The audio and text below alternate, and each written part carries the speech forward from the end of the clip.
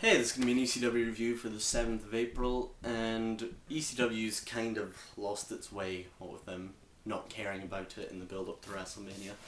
A few weeks ago I was quite enjoying WrestleMania. They were having 4 matches a night, and it was kind of sprightly and fast. But tonight they went for 2 matches, and it was kind of dull. It lasted too long.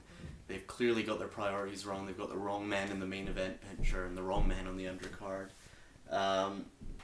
But yeah, first thing that annoyed me was Josh Matthews has replaced Todd Grisham on commentary.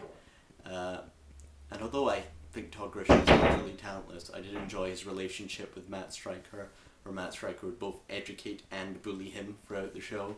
And Josh Matthews was sticking up for himself, and I was like, what are you doing? You're limiting Striker's potency. Starts off with Teddy Long coming out, and he announces the new general manager of SmackDown.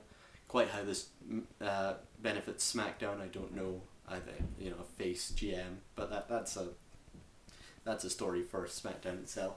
He announces the replacement is going to be on an interim basis Tiffany, who of course is well qualified because she's the woman who came up with the All Divas Night suggestion, which was totally scrapped on account of the fact it was a rubbish idea. Jack Swagger comes out, delivers one of his 10-second promos that just makes me think, Swagger, want to try wrestling a match anytime soon?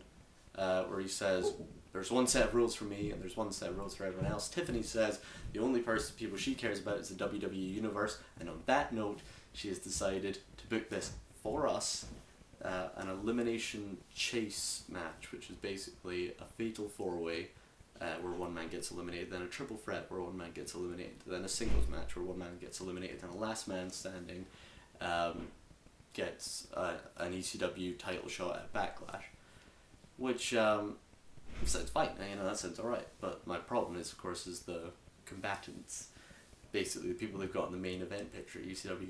Mark Henry, Finlay, Tommy Dreamer, and Christian, who, of course, I love Christian. I think he's fantastic. I really hope he gets to move brand. I hope he doesn't win this whole scramble match and stays on ECW for the next year. I really hope he gets to go to a bigger brand and doesn't get buried on this brand. But at least getting buried on a bigger brand is better than getting buried on this brand where no one's watching. But yeah, so I have no problem with Christian, but in short, Mark Henry, Finlay, Tommy Dreamer are the people getting pushed. 3 of the most limited wrestlers. All their wrestling moves I've seen someone else do better than they have. Just unbelievable that these guys are in the main event picture, and Miz, Morrison, Tyson Kidd, Evan Bourne aren't in the main event picture. But whatever. Speaking of those guys, we had Miz, Morrison and Kidd versus Evan Bourne and the Colones in what should have been a great match, but I feel they actually gave it too much time and not enough structure, or maybe even too much structure. Maybe these guys don't need much structure, they could just go at it in a tag team match. You don't need the heels to do heelish things, etc, etc, but whatever. My first thoughts were, why didn't they make a unified tag belt? I know no one would get to see it, but still, I don't see why they're holding 2 titles.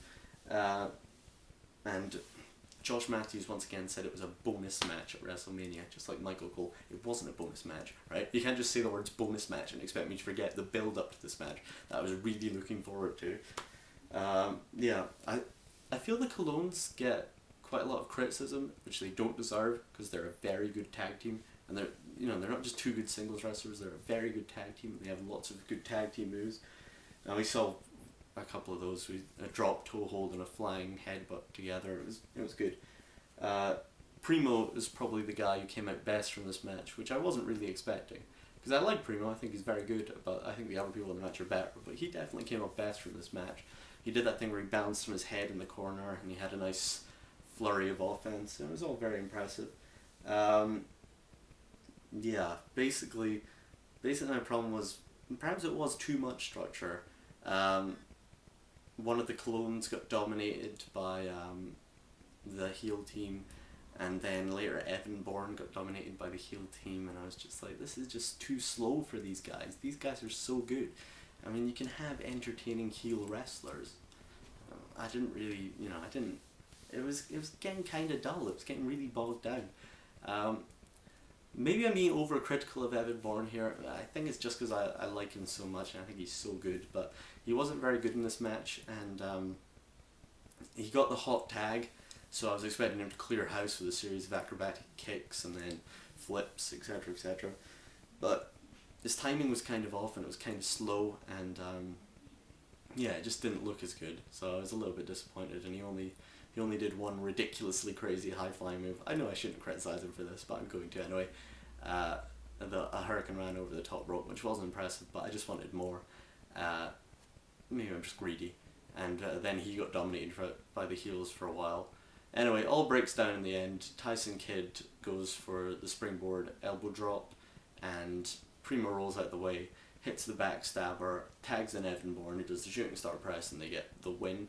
Great to see the shooting star press, of course. And they said Evan Bourne's career is soaring. No, Evan Bourne's career is stalling, is what's happening here. And perhaps it's only stalling so he can go into Raw. Perhaps that's why he's not in the main event picture right now. And he can be the new Kofi Kingston, only better. Then we had the main event match. Mark Henry, Finlay, Tommy Dreamer, and Christian. Please don't bury Christian. Please put him on Raw. Or SmackDown. SmackDown, probably. First thing, Stryker said that Mark Henry put on an impressive performance in Money in the Bank. He couldn't even climb the ladder. He got up 3 steps, and then you can see the fear in his eyes. The only thing he was good at was lifting the ladder for Kofi Kingston and scramble up. And that's because he used to be a strongman. That's not impressive. Christian comes out with stitches, which I presume are real, and a jumpsuit. Mark Henry basically no-sells, dominates the first bit, then they all take him down together because he's the big threat. So they do a triple suplex, sort of, and a triple drop kick. Yeah. And then they roll him into the stairs, which I considered a bit of a mercy killing, because no one wanted to see him in the match. He would just embarrass himself anyway. The best thing in the match was when Tommy Dreamer had Christian on his shoulders and Finlay was on the top rope, and they went for the Doomsday device, and Christian rolled through into the pin on Tommy Dreamer, who kicked out. I'd rather just seen this later on the match and had this as the ending. I thought this was a really good ending, a really nice, interesting thing, but whatever. Finlay dominated for a bit, and he's just so useless. He did the same move twice within 30 seconds just because he couldn't think of anything else to do. Ridiculous. Mark Henry, eventually Mark Henry has Tommy Dreamer in the world's strongest slam position. Finlay hits Mark Henry across the head with the shillelagh and pins Henry. Now, I'm presuming because they booked it this way, Tommy Dreamer is going to get to Backlash, because basically Tommy Dreamer was saved here. I feel he's going to be saved in the next match, then, get lucky in the match after that, and then finally beat Swagger at Backlash. I feel that's why they booked it like this, because Dreamer was about to go out, is the way it was being booked. Which is good. I kind of want Tommy Dreamer to win, not because he's good, not because I particularly care about him in any way. In fact, the fans didn't care about him for once today.